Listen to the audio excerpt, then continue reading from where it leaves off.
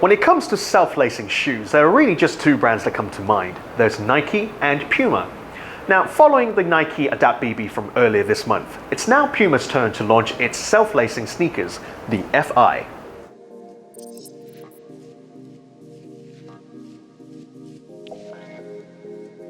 Now, before we begin, it's worth reminding everyone that the FI isn't Puma's first self-lacing shoe.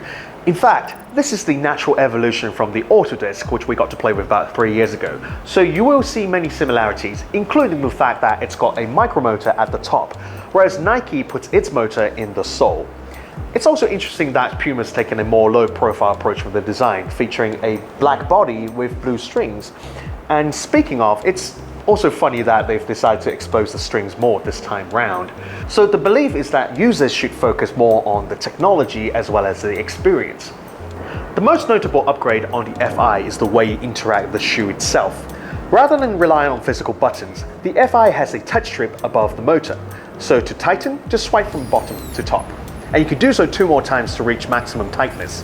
If you really want to, you can press and hold the top part here so that the shoe will increase the tightness in incremental steps, and vice versa if you press and hold at the bottom part here.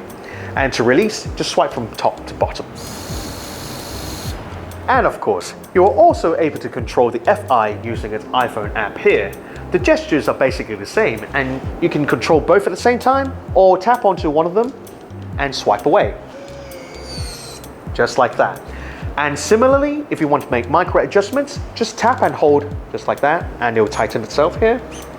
Likewise, tap at the top to loosen it by incremental steps. And obviously, this is also where you can see the battery status on each shoe. Now, while the FI doesn't have Android support just yet, it already works with the Apple Watch here. And the gestures are basically the same, and I can still choose individual shoes, and I can toggle it just like that. So this is very convenient when you want to leave your iPhone behind, say at home or in the locker. Now, I've actually been wearing these FIs for about 2 days now, and they are definitely a lot more comfortable than the Autodiscs. In fact, I would say they're not that much different from ordinary sneakers. Sure, they are slightly heavier than my, say, Adidas Ultra Boost, but then again, we are talking about 428 grams, so the gain in weight is not that much noticeable, especially when they're on my feet. It's also very interesting that I seem to enjoy the loosening process more than the tightening process, because what I've been doing over the last 2 days is, whenever I go back to the office or go to a restaurant, I can simply whip out my iPhone or Apple Watch and just loosen my feet, without having to bend down and making it too obvious. And likewise for when I have to tighten up afterwards. Now, in terms of battery life, we've been told to expect around 5 to 7 days, which kind of matches what I've been seeing over the last 2 days.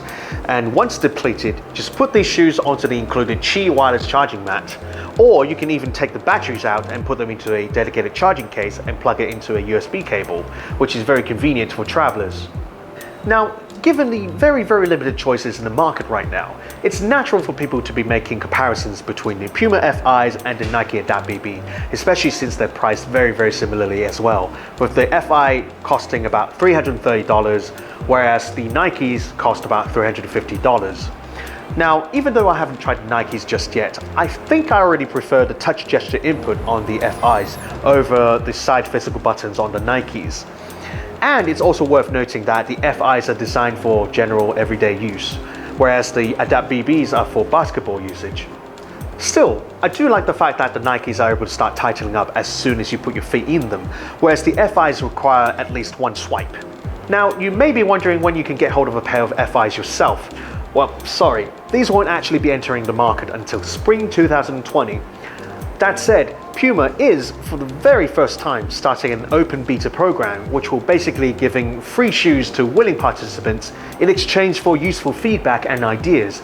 So if you're interested, check out our article and stay tuned on Engadget.com for more news on the Puma FIs.